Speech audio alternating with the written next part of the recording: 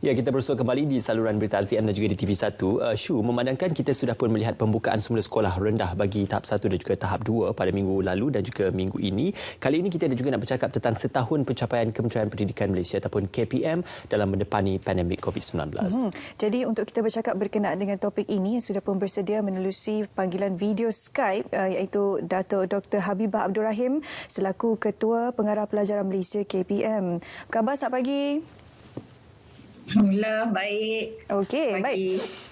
Setahun pencapaian KPM, satu perkara yang mungkin kita boleh kongsikan kepada mereka di luar sana sebabnya kita sekarang ini sedang menghadapi pandemik COVID-19. Jadi pencapaiannya mungkin sedikit berbeza jika dibandingkan dengan tahun-tahun sebelum ini. Jadi silakan yang berbagi Datuk Dr. Habibah kalau boleh terangkan apakah antara setakat ini pencapaian utama KPM dalam tempoh setahun yang lalu. Ya, bila bercakap tentang pencapaian KPM ini setahun, dalam tempoh setahun ini tentunya ia sedikit sebanyak berbeza kerana situasi yang kita hadapi dalam tempoh setahun lebih ini pun amat berbeza.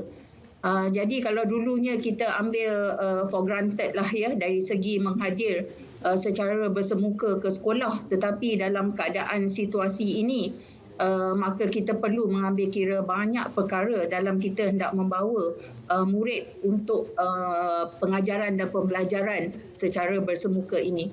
Jadi bagi saya pencapaian yang paling teratas lah, yang pertamanya adalah dari segi pembukaan semula sekolah.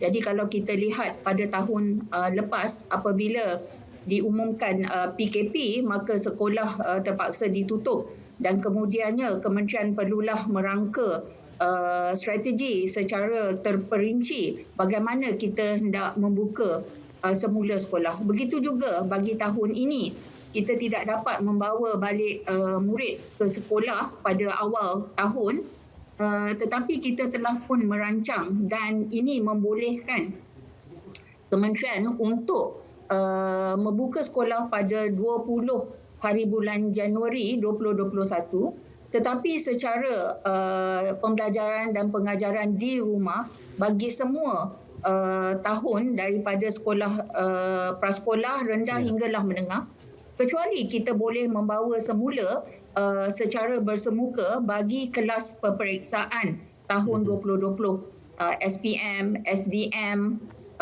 SKM, STAM, ya, STPM dan peperiksaan antarabangsa yang setara.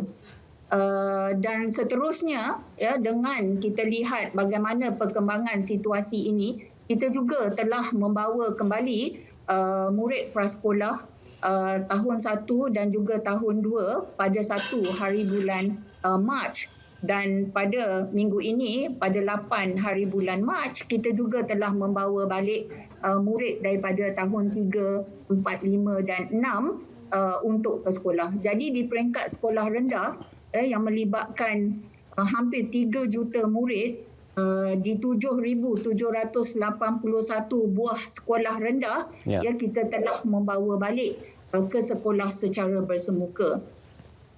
Dan pada bulan April nanti, ya, pada 4 hari bulan dan 5 hari bulan bergantung bagi negeri kumpulan A dan negeri kumpulan B, ya, yang bermula minggunya sama ada pada hari Ahad atau hari Isnin, peringkat menengah pula akan kembali bersekolah secara bersemuka.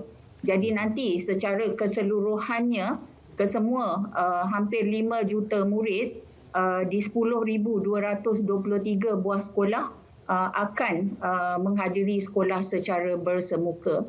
Tapi yang pentingnya kita juga mendengar isu-isu yang ditimbulkan oleh ibu bapa. Oleh itu dalam keadaan yang berbeza ini, antara isu yang ditimbulkan adalah dari segi pakaian seragam. Jadi untuk murid sekolah rendah yang telah kembali bersekolah ini, kita telah pun melonggarkan syarat tersebut supaya mereka bolehlah memakai pakaian yang kemas, yang sopan, tidak semestinya pakaian seragam, ya, dalam sesi persekolahan ini sehinggalah 26 hari bulan Mac.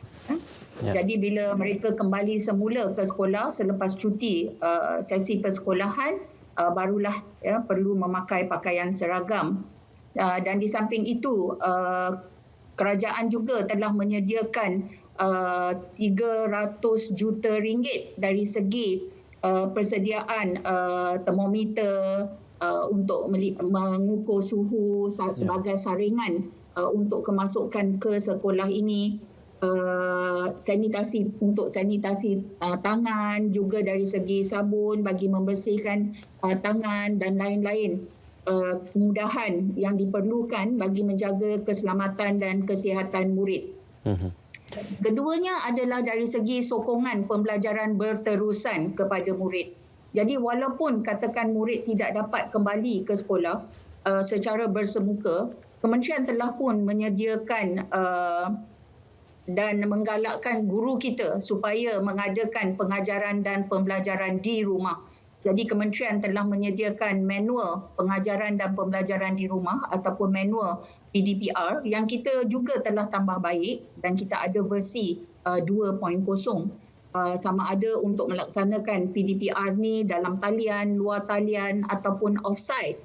Namun bila murid telah pun kembali bersekolah secara berperingkat ini, maka kementerian juga telah mengambil kira bagaimana walaupun PDPR itu dilaksanakan supaya pembelajaran itu berterusan, tetapi kita mengetahui tentunya ada banyak cabaran dari segi nak menyampaikan kepada murid-murid ini, sebab kita tahu bahawa terdapat banyak cabaran dari segi akses, contohnya kepada peranti, kepada internet dan lain-lain cabarannya.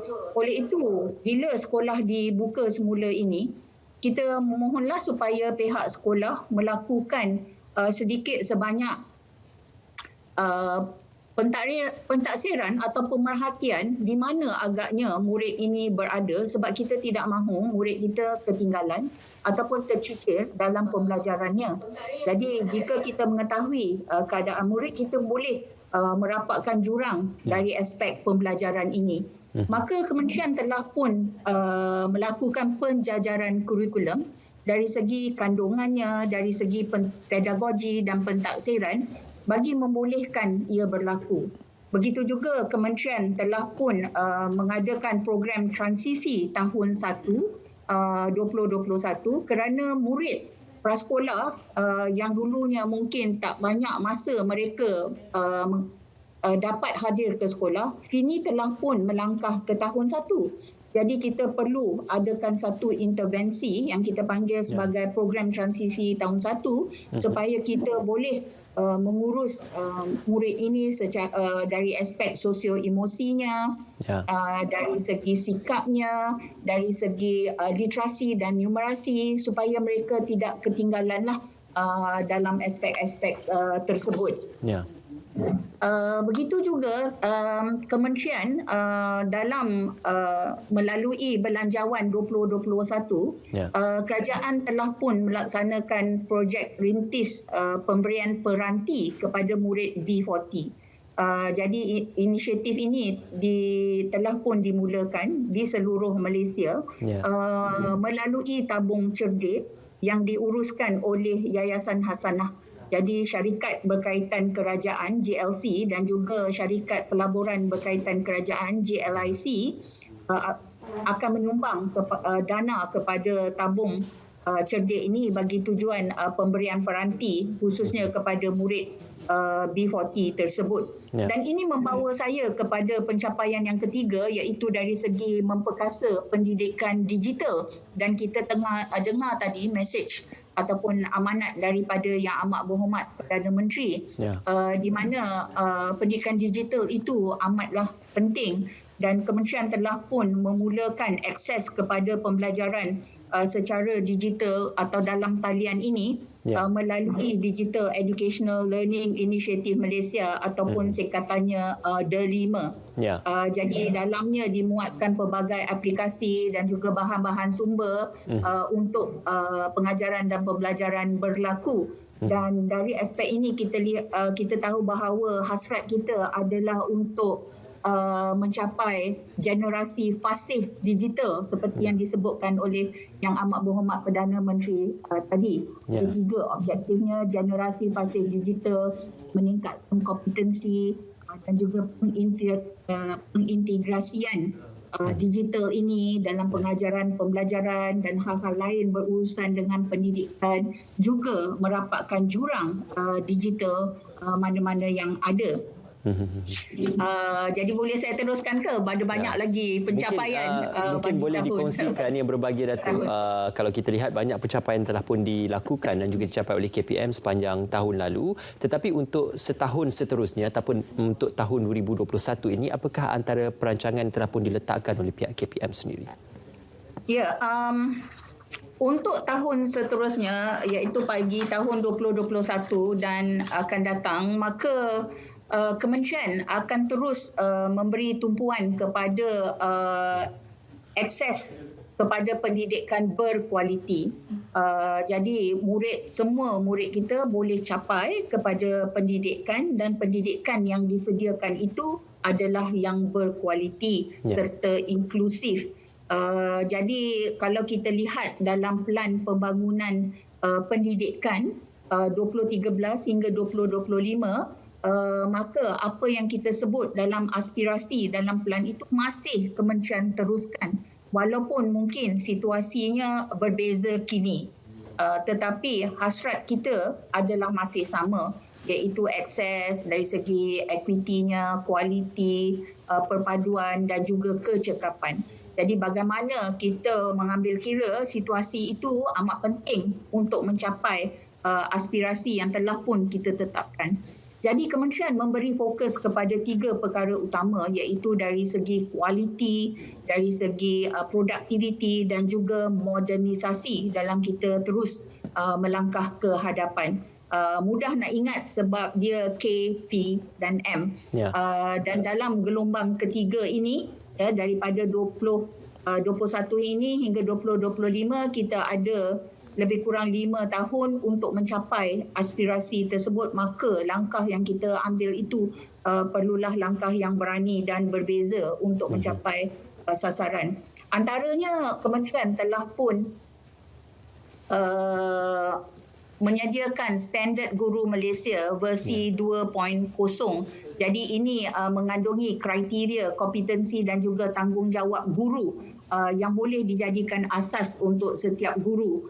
Juga pelan pembangunan TVET, contohnya apakah kualiti program TVET, penjenamaan image TVET, pengukuhan kolaborasi antara industri dan hubungan agensi luar, kecekapan tadbir urus dan data bersepadu TVET. Ini semua adalah dari segi kita nak meningkatkan kualiti yang disebutkan tadi. Begitu juga dalam kursus-kursus yang ditawarkan di College Matrikulasi contohnya, kita bawa balik sebab kita lihat dari segi kepentingannya bidang kejuruteraan, sama ada civil, electrical dan juga elektronik, mechanical, dan kita teruskan juga dari segi asas basic kejuruteraan itu masih dikekalkan. Jadi kementerian juga bercadang untuk menubuhkan yayasan baharu sebagai usaha untuk mendapatkan dana dan juga sumbangan dalam membantu penyelenggaraan dan juga naik taraf sekolah dan institusi pendidikan di bawah kementerian, juga menjaga kebajikan murid serta guru, khususnya dalam mendapatkan kemudahan pengajaran dan pembelajaran berkualiti. Jadi kami amat berharaplah kerjasama dalam semua lapisan yang ada di kementerian, daripada bahagian di kementerian, di negeri dan juga di daerah hinggalah ke pihak sekolah, kerana semuanya perlulah memainkan peranan jika kita hendak mencapai objektif dan juga aspirasi kita yang berani ini, dan tentunya accountability di setiap peringkat itu adalah amat penting, serta kerjasama dengan semua pihak berkepentingan. Okey, baik. Terima kasih kepada Datuk Dr. Habibah Abdul Rahim selaku Ketua Pengarah Pelajaran Malaysia hari ini bersama kita untuk berkongsi setahun pencapaian KPM. Selamat maju jaya juga KPM untuk menempuh bagi tahun 2021 dan juga untuk pembukaan semula kembali sekolah rendah khususnya akan diteruskan untuk sekolah menengah. InsyaAllah juga kepada mereka yang mengambil peperiksaan, insyaAllah ini merupakan satu saat yang cukup getir dan juga kritikal dalam kita berdepan kepada SOP yang digariskan untuk mendepani pandemik COVID-19. Terima kasih sekali lagi kepada yang berbagi, Datuk Dr. Habibah Abdul Rahim, kerana bersama dengan kami. Baik, Syu, kita akan